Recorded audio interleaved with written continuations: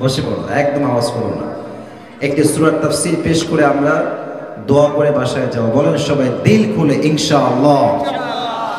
আচ্ছা, আমার চোখে সবাই চোখ রাখেন। বলেন তো, এই দেশে ইসলামের রাজ কায়েম হোক, এটা আমরা সবাই চাই কি চাই না? পেছনের সাউন্ড তো আপনার সাথে বেশি হয়ে গেল। বলেন সবাই, আমরা চাই কি চাই না? আল্লাহর জমিনে আল্লাহর দিন কায়েম হোক, এটা আমরা সবাই চাই কি চাই না যুবক ভাই? আচ্ছা, একটু ভালো করে বুঝবেন, আল্লাহর জমিনে আল্লাহর দিন কায়েম করা কেন জরুরি, সংস্কৃতির বিপ্লব কেন জরুরি। প্রথম কথা, ইসলাম এটা এমন একটা ধর্ম যেটা জাস্ট নামে ধর্ম নয়, এটা হচ্ছে কমপ্লিট কোড অফ লাইফ। মানুষের জীবনে যখন যেটা যেভাবে দরকার, ইসলামের সেটার সমাধান চকরিয়ার ভাইয়েরা আছে না নাই? আছে। আচ্ছা, মনে করেন পৃথিবীতে সবচেয়ে বড় উন্নতির নাম হচ্ছে অর্থনৈতিক উন্নতি। যদি আপনি হিন্দু ধর্মে যান, বৌদ্ধ ধর্মে যান, সব কথা আপনি পেলেও আপনি অর্থনৈতিক উন্নয়ন কেমনে করবেন এটা আপনি পাবেন না। অতএব বৌদ্ধ ধর্ম নয়, খ্রিস্টান ধর্ম নয়, হিন্দু ধর্ম নয়, একমাত্র ইসলামিক সংস্কৃতি হচ্ছে এমন একটা সংস্কৃতি যার দ্বারা পুরো পৃথিবীতে আল্লাহর এই জমিনে শান্তি কায়েম করা সম্ভব। ঠিক কিনা বলেন? দ্বিতীয় কথা, ইসলামী সংস্কৃতি বা বিপ্লব এই আল্লাহর জমিনে জরুরি এই জন্য কারণ ইসলাম ছাড়া ইনসাফ কোথাও খুঁজে পাওয়া যাবে না। আচ্ছা, একটা কথা একটু বুঝাই বলি, ভালো করে বুঝবেন। এই তোমার নাম কি? সাদা গেঞ্জি, তোমার নাম কি? না কোনো ঝাড়ি দিব না, বলো, ভালোবেসে বলছি, নাম কি? আচ্ছা, বসে পড়ো। ওরা দেখতে পাচ্ছেন সবাই আপনারা? আচ্ছা, মনে করেন যে ওর হাতটা আমি আজকে কেটে দিলাম। এদিকে তাকান, বামে না, এদিকে। ওর হাত কেটে দিলাম, তো কালকে আমাকে কক্সবাজারের যে কোর্ট আছে, কোর্টে তোলা হলো যে আসিফ হুজুরের বিচার হবে, অমুক যুবকের হাত আসিফ হুজুর কেটে দিয়েছে। তো কক্সবাজারের কোর্টে আমাদের তথাকথিত যে আইন আছে, সে আইন অনুযায়ী আমার দণ্ড হলো কি, যে আসিফ হুজুরের 50,000 টাকা জরিমানা আর 1 বছরের জেল। বলেন সবাই, 50,000 টাকা জরিমানা এবং কয় বছরের জেল? 1 বছরের জেল। তাহলে ওর হাতটা আমি কেটে ফেলেছি। এবার আপনি দাড়িপাল্লা নেন, একদিকে ওর হাতটা রাখেন, আর একদিকে আমার 50,000 টাকা এবং 1 বছরের জেল রাখেন, দাড়িপাল্লায় টান দেন। দুইটা কি কখনো সমান সমান হবে চকরিয়ার ভাইরা? সমান সমান হবে না। আচ্ছা, আরো বাড়ায় দেন, আমার জরিমানা আপনি 1 লাখ করেন, আর আপনি আমার জেল বাড়ায় দেন আরো 2 বছর, 3 বছর হয়ে গেল মোট। এবার ওর ডান হাতটা এই পাশে রাখেন, আমার জেল এবং জরিমানা বাম পাশে রাখেন, দাড়িপাল্লা ধরে টান দেন, তাও কি সমান সমান হবে? হবে না। ইসলামী সংস্কৃতি বিপ্লব কায়েম হলে কি হবে? আল্লাহর হাবিব সাল্লাল্লাহু আলাইহি ওয়াসাল্লাম বলেছেন, ইসলামের প্রত্যেকটা বিধিবিধান হবে কোরআন অনুযায়ী। কোরআনে আল্লাহ তাআলা বলেছেন, কেউ যদি কারো চোখ উঠিয়ে ফেলে, চোখের বদলে চোখ, নাকের বদলে নাক, কানের বদলে কান, হাতের বদলে হাত, পায়ের বদলে পা, জানের বদলে জান চকরিয়ার ভাড়া। ঠিক কিনা বলে? এখন ওর হাত আমি কেটে ফেলেছি, আপনারা কোরআন অনুযায়ী আমার হাত কেটে ফেলেন। ওর হাত এক পাশে দেন, আমার হাত আর এক পাশে দেন, দাড়িপাল্লা ধরে টান দেন, দেখবেন দুইটাই সমান সমান হয়ে গেছে। তাহলে ইসলামী সংস্কৃতির বিপ্লব ঘটলে পুরো বিশ্বে ইনসাফ ভিত্তিক রাষ্ট্র কায়েম হয়ে যাবে। ঠিক কিনা বলে? এবার আসুন একটা কথা বোঝাই যে এটা করতে আমরা কিভাবে স্টেপ নিব, ধাপটা কেমন হবে, এটা বলে আমি আমার তাফসিরে ফিরে যাব ইনশাআল্লাহ। প্রথম কথা বুঝবেন আমার কলিজার টুকরা যুবক ভাই, ইসলামী সংস্কৃতির বিপ্লব ঘটাতে চাইলে শুধু বাংলাদেশ নয়, গোটা বিশ্বের রাষ্ট্রের যে কাঠামো আছে, এই কাঠামো চেঞ্জ করতে হবে। এমন নেতা হলে চলবে না যেই নেতা 5 ওয়াক্ত নামাজও পড়ে আবার সুদও খেয়ে বেড়ায় যুবক ভাইরা। এই নেতা দিয়ে ইসলামের সংস্কৃতি বিপ্লব ঘটবে না। নেতা হবে রাষ্ট্রভিত্তিক নেতা, এমন নেতা যেই নেতা মাঠে স্লোগান দিবে, বক্তব্য দিবে, সংসদে দাঁড়িয়ে জামাতের ইমাম হয়ে সে নামাজ পড়াতে পারবে যুবক ভাইরা। ঠিক কিনা বলো? 1 নাম্বার, রাষ্ট্রের কাঠামোগত পরিবর্তন করতে হবে। 2 নাম্বার, যদি আপনি ইসলামিক সংস্কৃতির বিপ্লব ঘটাতে চান, মাইন্ডসেটকে আপনার চেঞ্জ করতে হবে। দিনের পরে দিন, যুগের পরে যুগ আপনাকে চেষ্টা করতে হবে। শহীদ আল্লামা দেলোয়ার হোসেন সাঈদী উনি বলেছিলেন যে আল্লাহর হাবিবের কাছে একজন সে বলল, হে আল্লাহর হাবিব, আমরা আর কত মার খাবো, আমাদের আর কত ভাইয়ের আল্লাহর রাস্তায় শহীদ হবে, আর কত রক্ত আমরা দেব। উনি বলেছিলেন, আল্লাহর হাবিব বললেন যে সাহাবী, মার খেতে থাকো, শহীদ হতে থাকো, রক্ত দিতে থাকো। এই রক্ত দিতে দিতে, জীবন দিতে দিতে একদিন আল্লাহর জমিন, আল্লাহর রাজ কায়েম হয়ে যাবে ইনশাআল্লাহ। যারা আমাদের ক্ষমতার মসনদে ছিল তাদের অ্যাটিটিউড ছিল এইরকম যে জীবনেও তারা ক্ষমতার চেয়ার থেকে নামবে না। যে পরিমাণ জুলুম অত্যাচার তারা করেছে, শহীদ আল্লামা দেলোয়ার হোসেন সাঈদী হুজুরকে তারা নির্বিচারে গোপনে ইনজেকশন দিয়ে হত্যা করেছে চকরিয়ার ভাইরা, ঠিক কিনা বলে? তাদের শাসন এমন ভাবে চলেছে যেন কোনো শেষ হবে না। বাট উপরে এক সত্তা আছে, আওয়াজ দিয়ে বলেন তো সবাই, তিনি কে? হাজার হাজার যুবকের রক্তের বিনিময়ে, তাজা বুকের রক্তের বিনিময়ে আল্লাহর এই জমিনটা আবার দ্বিতীয়বার স্বাধীন হয়েছে, ঠিক কিনা বলে? অতএব বিপ্লব আনতে চাইলে আপনাকে দিনের পরে দিন চেষ্টা করতে হবে, বুকের তাজা রক্ত ঢালতে হবে। একটা আয়াত বলছি, ভালো করে বুঝবেন আয়াতের মর্মার্থকে। ইন্নাল্লাহা লা ইউগাইয়িরু মা বিকওমিন হাত্তা ইউগাইয়িরু মা বিআনফুসিহিম। আল্লাহ তাআলা বলছেন, আমি কোন জাতির ভাগ্য সেই পর্যন্ত পরিবর্তন করি না যতক্ষণ পর্যন্ত সেই জাতি নিজের ভাগ্য নিজে পরিবর্তন করতে সচেষ্ট না হয়। কথা বুঝেন নাই? আমি আবার রিপিট করছি। আল্লাহ তাআলা কোন জাতির ভাগ্য ততক্ষণ পর্যন্ত পরিবর্তন করে না যতক্ষণ পর্যন্ত সেই জাতি নিজের ভাগ্য পরিবর্তন করতে নিজে সচেষ্ট না হয়। আমি বাড়ির ভিতরে বসে আছি, ভাবছি আর টেনশন নেই, আমার আল্লাহ আমাকে খাওয়াই দিবে। 3 বেলা শুয়ে আছেন, আল্লাহ খাওয়াবে আপনাকে? না, আপনাকে বের হতে হবে, কাজ করতে হবে, মাথার ঘাম পায়ে ফেলতে হবে, পরিশ্রম করে হালাল টাকা উপার্জন করে রিজিকের সংগ্রহ করতে হবে, ঠিক কিনা বলে? আপনি ঘরের মধ্যে বসে বসে বলবেন আমি ইসলামিক বিপ্লব কায়েম করব, আপনি জীবন দিবেন না, আন্দোলন করবেন না, শহীদি কাফেলায় শামিল হবেন না, দিন কায়েমের আন্দোলন করবেন না, আপনার দ্বারা ইসলামিক বিপ্লব কখনো কায়েম করা সম্ভব হবে না, ঠিক কিনা বলে? এর জন্য তাজা রক্তের প্রয়োজন, জিহাদের প্রয়োজন, শহীদের প্রয়োজন। আমরা স্পষ্ট পয়গাম দিতে চাই আজকে এই চকরিয়ার মাটির থেকে, আগামীতে ইসলামিক রাজ কায়েম করতে হলে যেন কোনো দল দিয়ে হবে না, ইসলামিক দল দিয়ে ইসলামের রাষ্ট্র কায়েম করতে হবে যুবক ভাইরা আমার। আর শেষ কথা বলতে চাই, অনেকে রাগ করবেন আমার কথা হয়তো বা যারা ভিন্নপন্থী আছেন, বাট উইথ ডিউ রেসপেক্ট বলছি, যে টপিকে আপনারা দিয়েছেন এই টপিকের শেষ কথা বলছি। ইসলামী সংস্কৃতির বিপ্লব ঘটাতে চাইলে দেশে নারী নেতৃত্বে কোনো ঘোড়া রান্না কিছুই হবে না।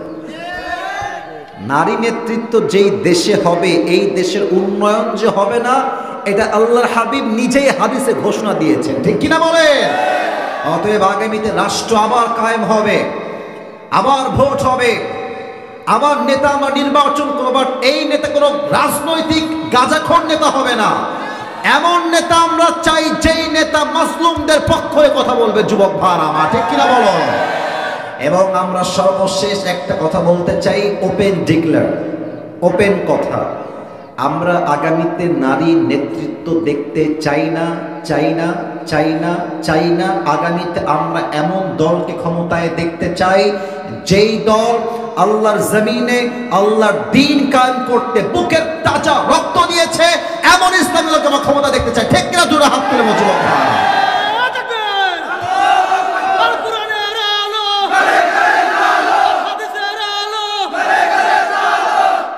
আল্লাহ তাআলা এই স্লোগানকে কবুল করুক, সকলেই দিল খুলে পড়া আমিন।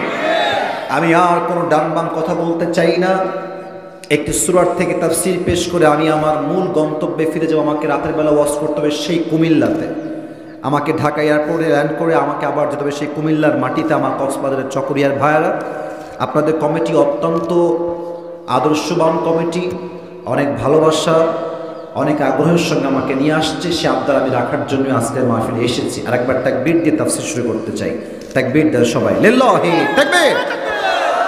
ভাই আপনি দেন ভাইজান, তাকবীর দেন একবার, দেন তাকবীর।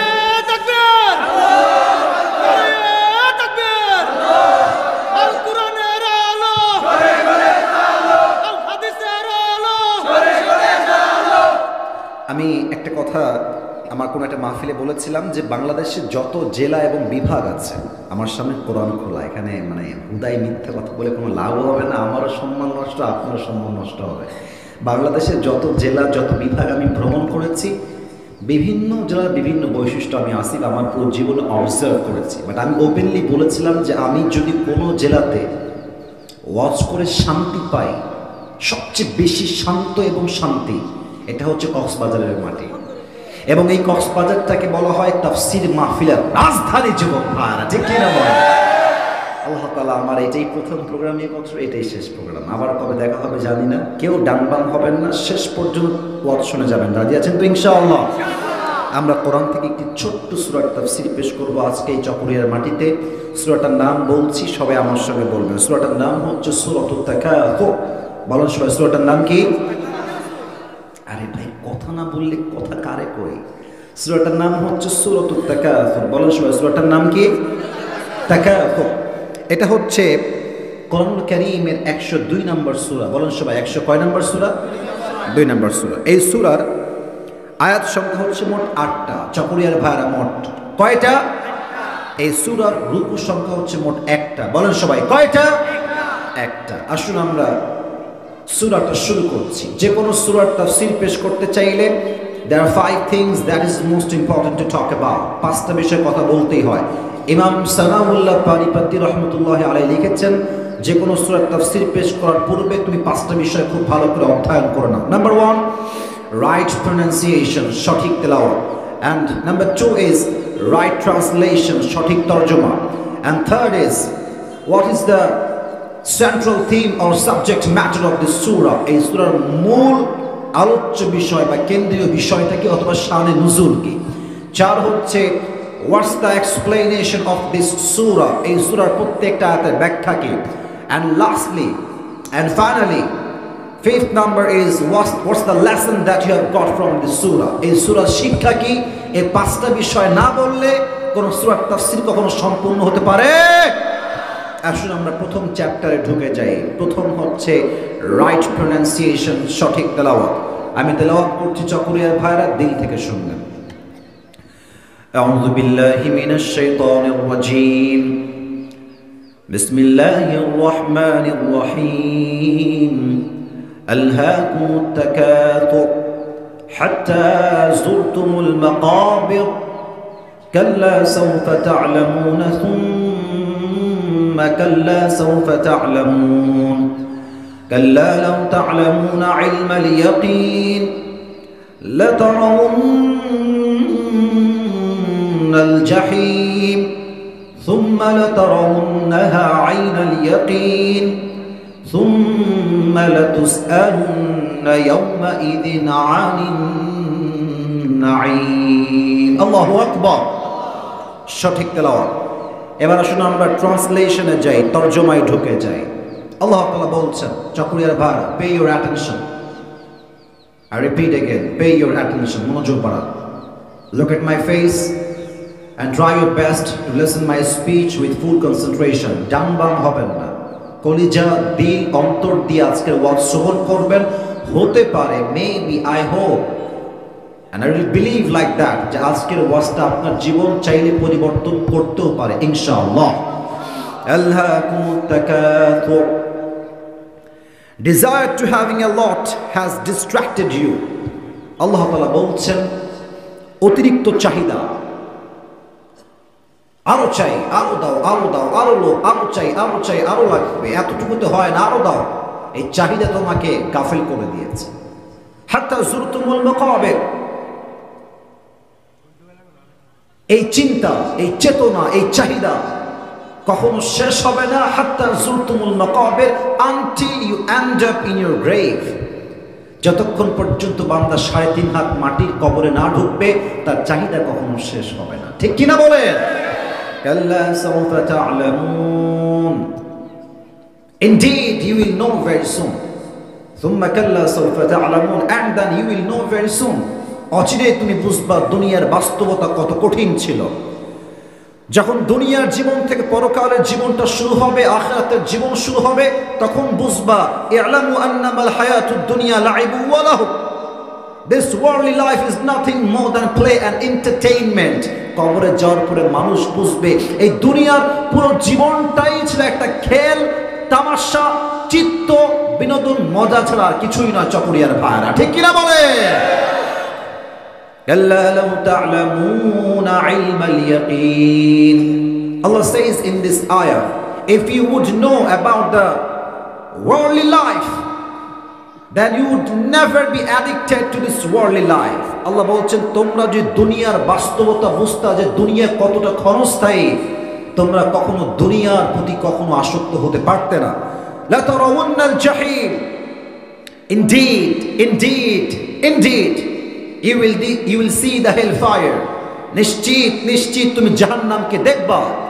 ثم لا ترونها عين اليقين, and indeed you will see the fire of hell with the eye of certainty. তুমি জাহান্নামের আগুনকে সচক্ষে পর্যবেক্ষণ করবা।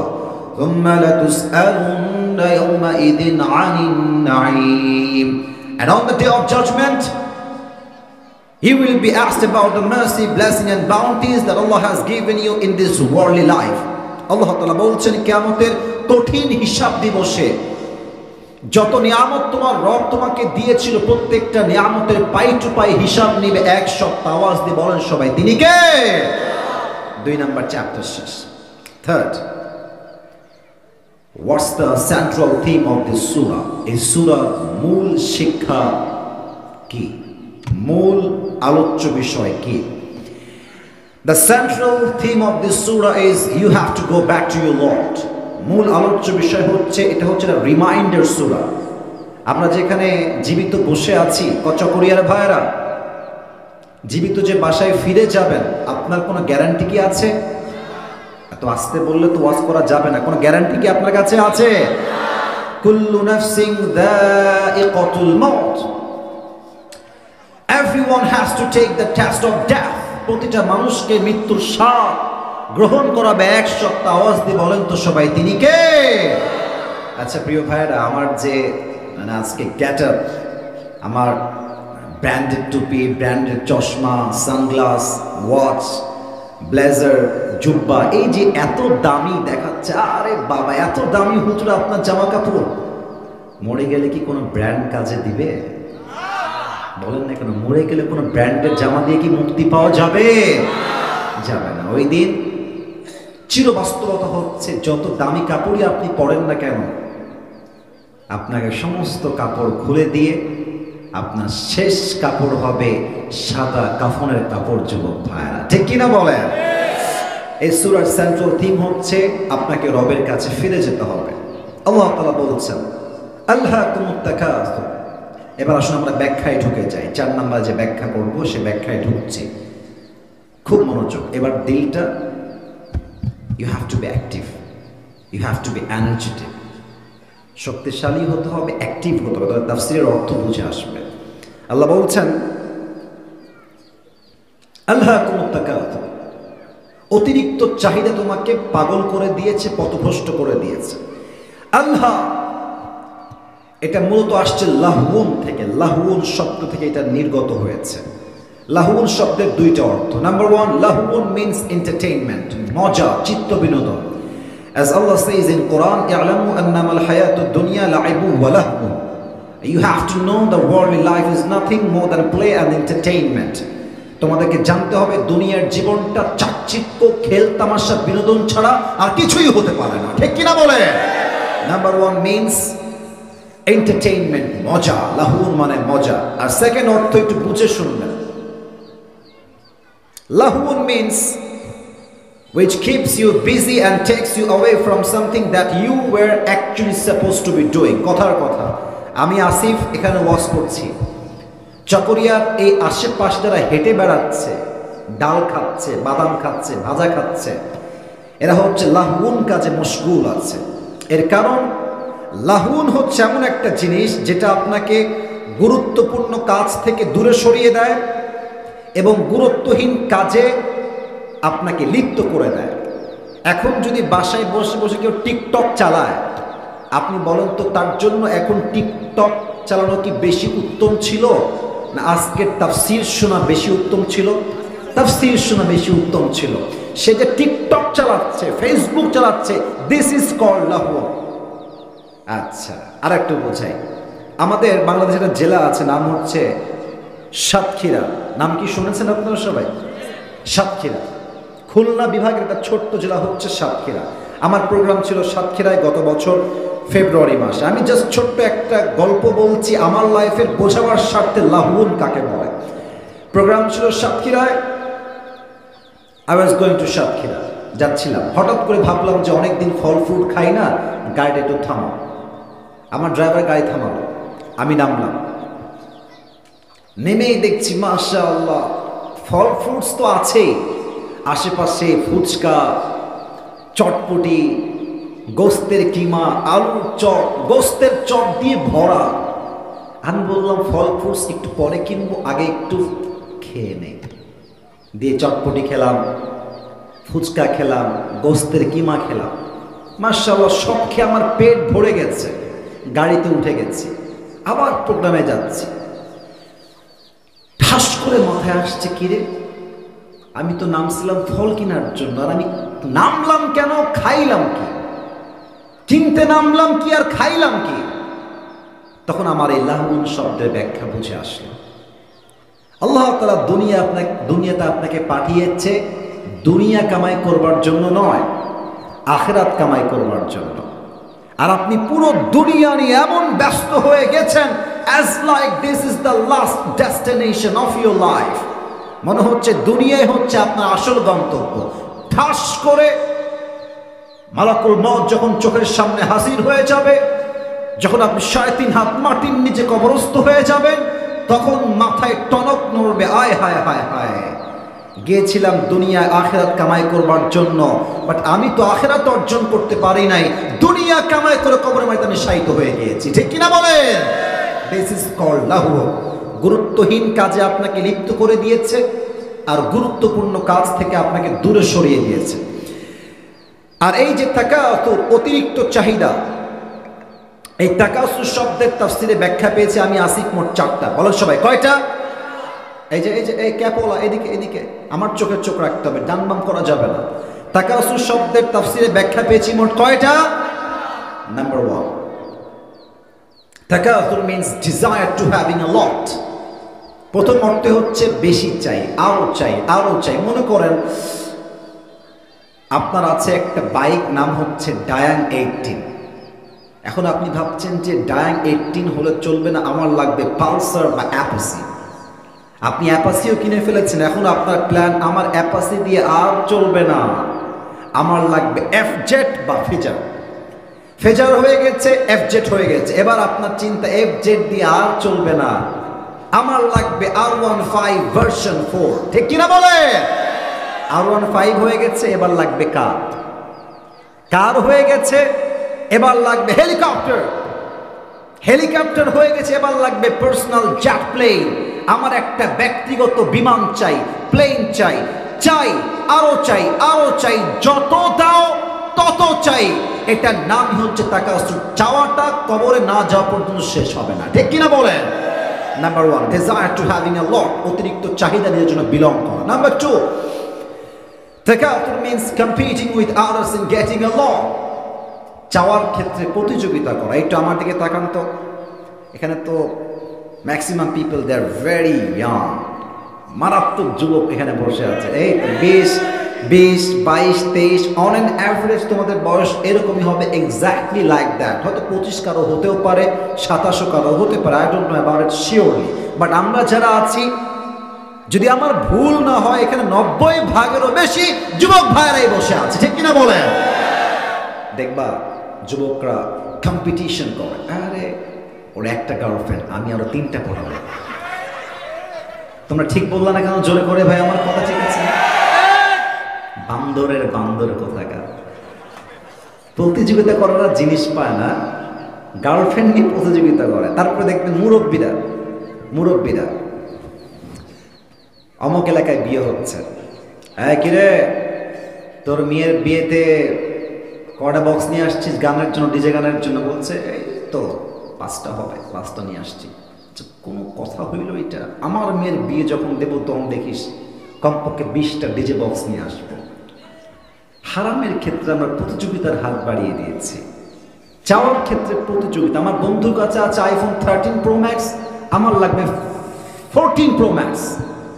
আমার বন্ধুর আছে 14 pro max, I need 15 pro max. ওর আছে R15 ভার্সন 3, আমার লাগবে R15 version 4, competing with others in getting a lot. দেখবেন বাচ্চাদের মাঝেই প্রতিযোগিতা আছে। ক্লাসে দেখবেন, ক্লাসে ছোট্ট ছোট বাচ্চা পড়ে, আব্বু তোমার নাম্বার কত পেয়েছো? বলছে আব্বু আমি নাম্বার পেয়েছি 85। তো বাপ বলছে 85 তো অনেক ভালো নাম্বার আব্বু, মন খারাপ কেন? বলছে আব্বু আমার বন্ধু পেয়েছে 90। কেন? ওর মাঝে প্রতিযোগিতা, ওর আছে আমারও লাগবে, ওর আছে আমারও দরকার, competing with others in getting a lot. Number 2 ব্যাখ্যা। নাম্বার 3, তাকাতুর means taking pride in having more. বেশি পাওয়ার জন্য বেশি আত্মগৌরব করা। এক্ষেত্রে মেয়েরা একটু বেশি এগিয়ে আছে। হ্যাঁ, স্বামীর কাছে টাকা, আর কিছু মেয়েদের বাপের টাকা থাকলে রূপের গৌরবের আর বাঁচেই না যুবক ভাই, ঠিক কিনা বলো?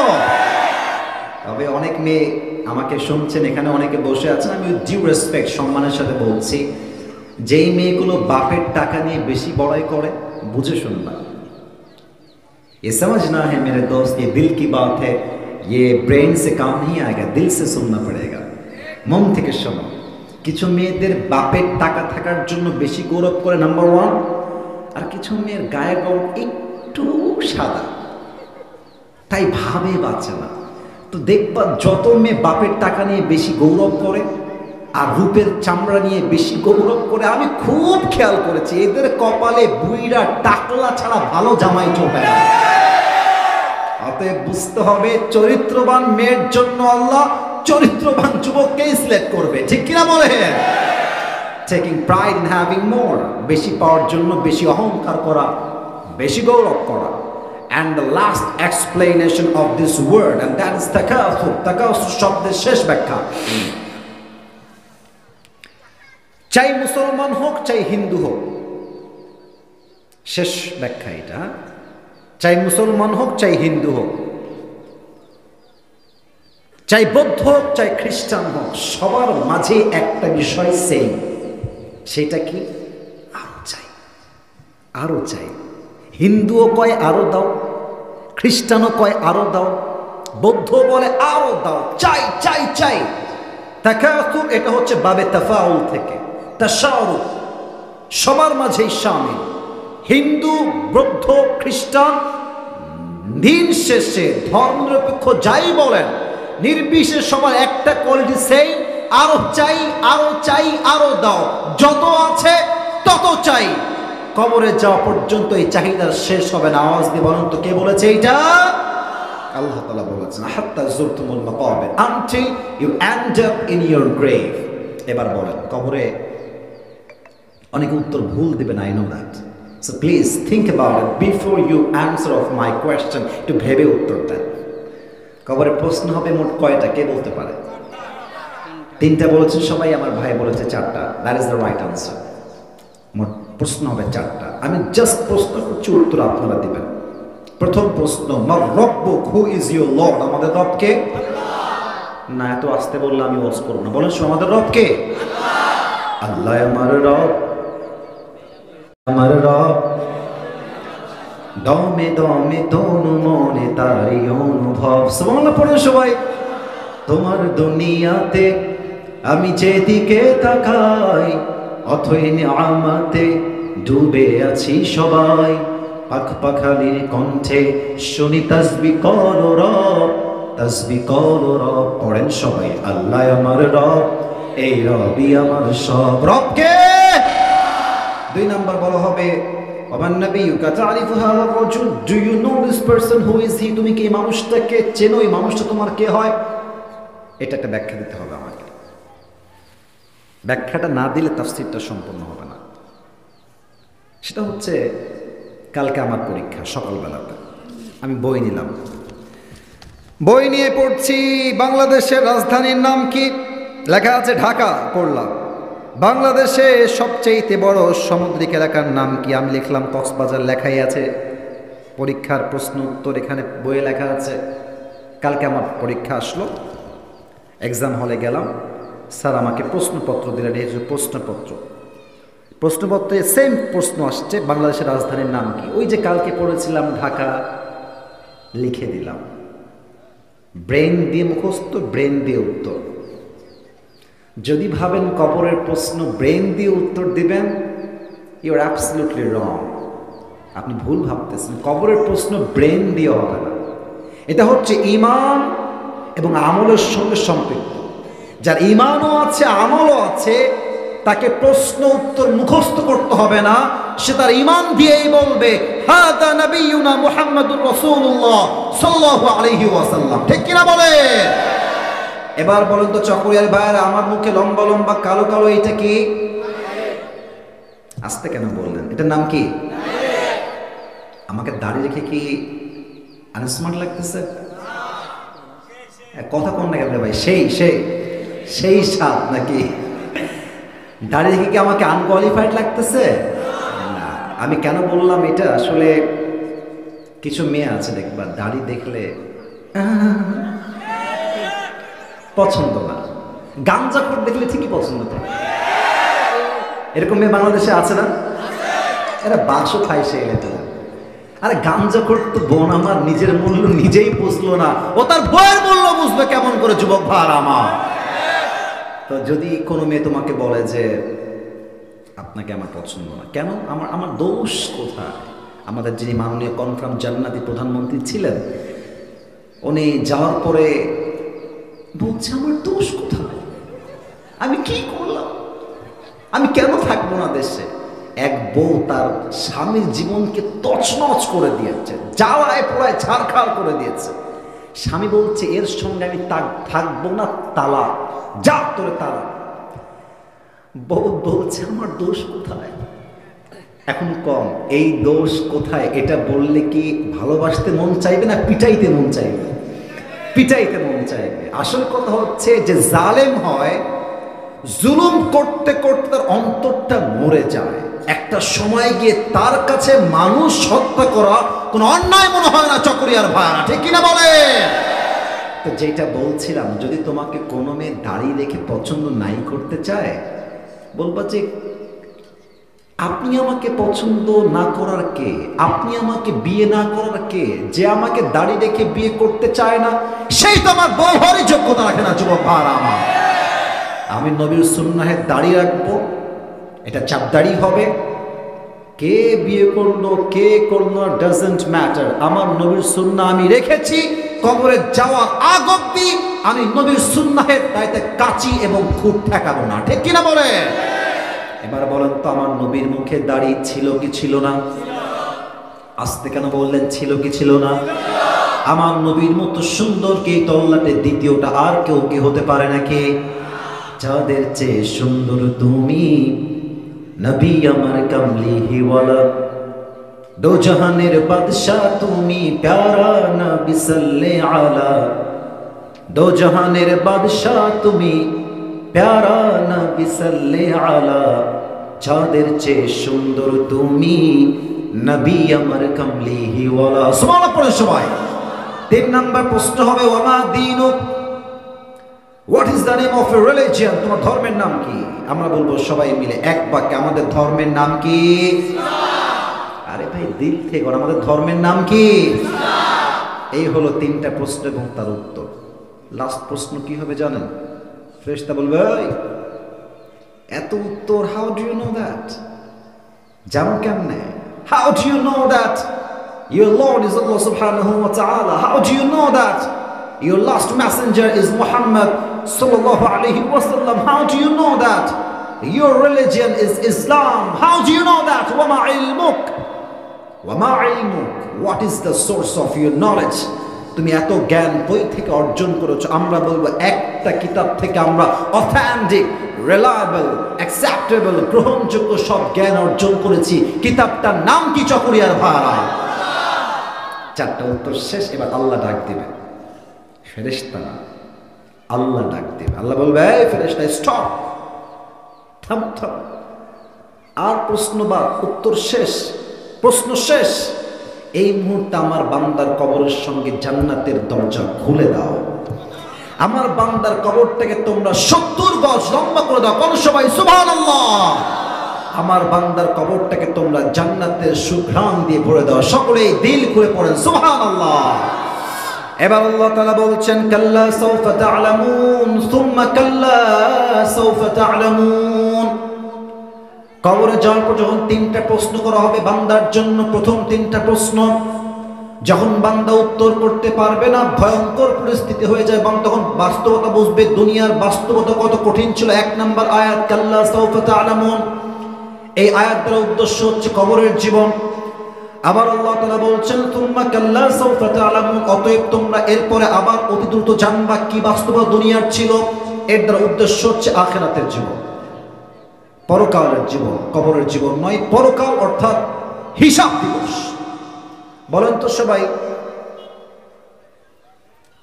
হিসাব দিবসে বান্দা যদি জান্নাতে যেতে চায়, তার 100 আমলে কত আমল হলে সে জান্নাত পাবে? 51। অনেকে বলতে ভয় পাচ্ছেন, আরে ভয় নাই তো, আমরা একে অপরকে আল্লাহর জন্য ভালোবাসি, ঠিক কিনা বলে? কিসের ভয় বলেন তো সবাই? 100 নাম্বারে কত নাম্বার লাগবে? 51। একজন বান্দার আমলনামা কিয়ামতের দিন ওজন দেওয়া হবে। টাইম ইজ ভেরি শর্ট, আমাকে খুব শর্টে বলতে হবে। লাস্ট হাদিস বলছি এটা। 2 হাত দেখে নেব। Look at my 2 hands, this is my right hand, this is my left hand. ডান হাত বাম হাত। বান্দার আমলনামা ওজন হবে। হঠাৎ করে এক বান্দার আমলনামা 50-50 সমান সমান